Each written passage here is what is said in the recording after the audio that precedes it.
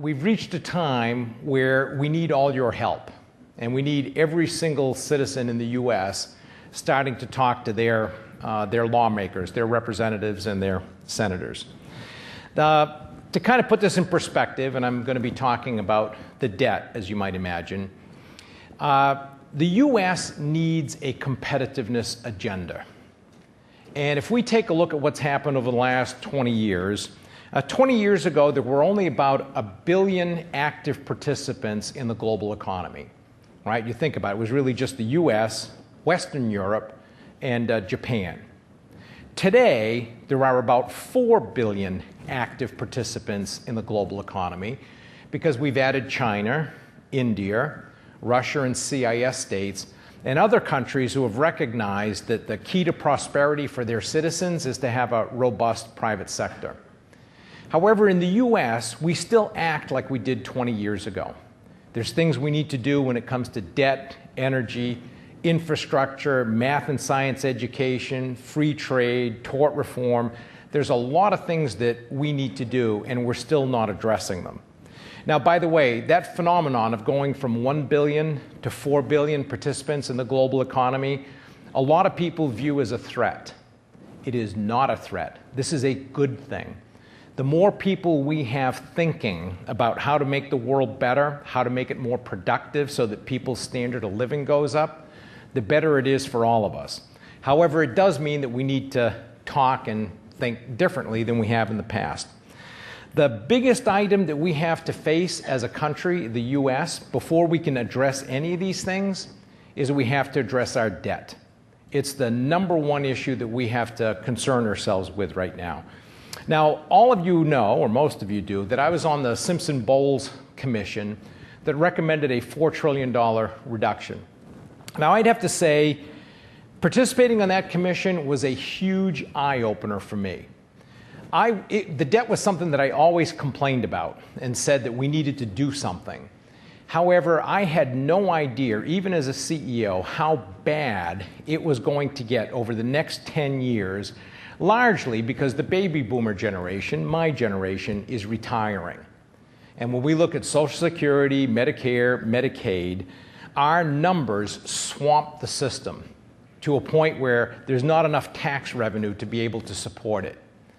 Now, this scared me because as I looked at some of the numbers, we already had $10 trillion in debt today. And this is even after borrowing from the Social Security Trust Fund. Over the next 10 years, that 10 trillion grows to 20 trillion. And that even assumes that GDP grows on a nominal basis at about 4.7% per year, which, by the way, has not happened in the last 3 years. And it assumes Medicare, Medicaid growth moderates from about 10% a year in the last decade to more like 7 or 8 in the current one. In other words, the prospect of getting to $20 trillion in debt is, if things work out well, there's a greater chance it ends up being a $23 to $25 trillion debt. Now, to put that into perspective, that means that 10 years from now, we could find ourselves as a country paying $1 trillion a year just in interest costs. Just in interest. Now, for many people, we know millions, we know billions. $1 trillion just seems like the next number. So to put it into perspective, if you had spent $1 million every day, per day, since Jesus Christ was born over 2011 years ago, you still would not have spent $1 trillion. And that's going to be our annual interest bill. Just interest. So as you might imagine, I got nervous. That's a big amount of money. So even after the Simpson-Bowles Commission was done, December 1 of 2010, I haven't been able to let go, and neither have a lot of other people, as we've looked at it and said, we have to do something. This is our biggest competitiveness issue, and we have a bunch of politicians who would rather argue than do something. I would tell you, I also ended up becoming a lot more knowledgeable about the numbers than I might have ever wanted to, and it became extremely clear to me that the solution here has to be both increased revenue, meaning more taxes, and reductions in spending, particularly in Medicare and Medicaid. And that's the grand bargain, if you will, because Republicans will continue to say no on tax increases. Democrats will continue to say no on entitlement reform. But the only way this nut gets solved is with a simplified tax system that generates more revenue and a simplified Medicare, Medicaid system that results in less spending. Now, here's where I need your help. If we take a look at what happened in the debt ceiling debacle, and I'm sure all of you read what happened at that time, we ended up in a position where our politicians were, if not reckless, pretty close to it. And most of us in the business community really didn't speak up at the time because, quite honestly, and I've said this to many of them, in fact I did last night, that we never expected them to be that reckless. That we actually assumed that this was just the normal political baloney that goes on between the two of them and that they'd sort it out in the end.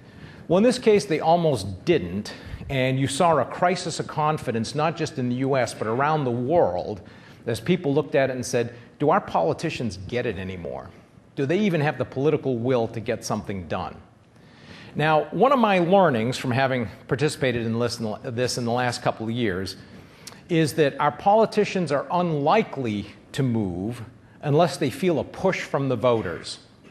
And I've kind of joked with some of them, and some of this may be semi-joking, but it's not so much that they lead, is that they find out what direction the parade is going and they run to the front of it.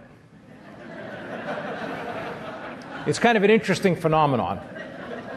So very seldom do you see them take a position that's contrary to where they think their voters are, which means this is the role that you can fill.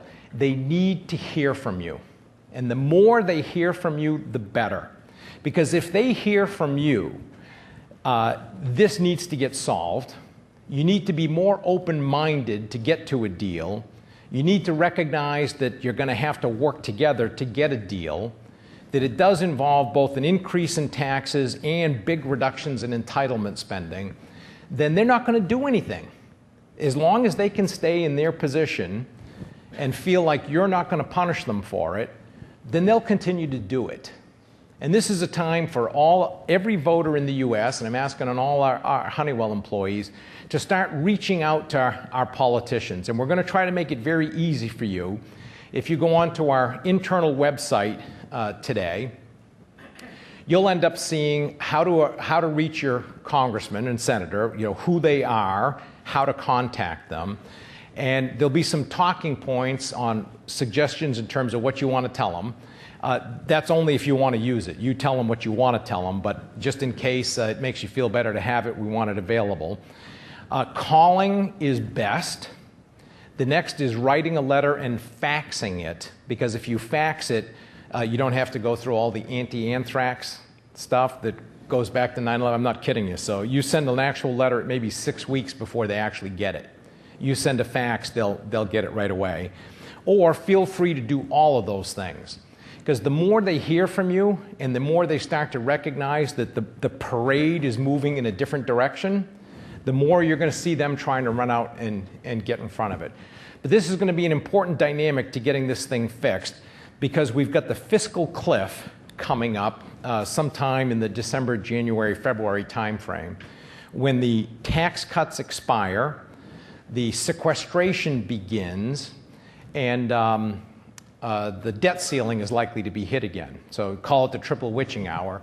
That's going to be a huge potential problem, and if we deal with it the same way we did with the debt ceiling, we could trigger a global recession just because of their indolence and reluctance to actually be able to get something done. The second big one as part of that is, how do you get some kind of long-term fix? And they won't be able to do it that fast, but they can at least set up a process that makes sure that fix comes into place. So there is a huge role for every Honeywell person to play. And I would ask all of you listening to please engage, check the website, figure out how to participate. But also for all of those who are not watching, including any of our hourly workers, people who work in the plant, please get them engaged also. The more they hear from voters, the greater the chance that we can actually fix our number one competitiveness issue, and just as importantly, avoid what could be a global recession if we treat this fiscal cliff incorrectly. So I've probably scared you a fair amount here. Quite honestly, I hope to, because now you're feeling the same fear that I and a lot of other CEOs and increasingly politicians are starting to feel. To the extent that you can be participating, you can help move that parade in a direction that actually gets us where we need to go.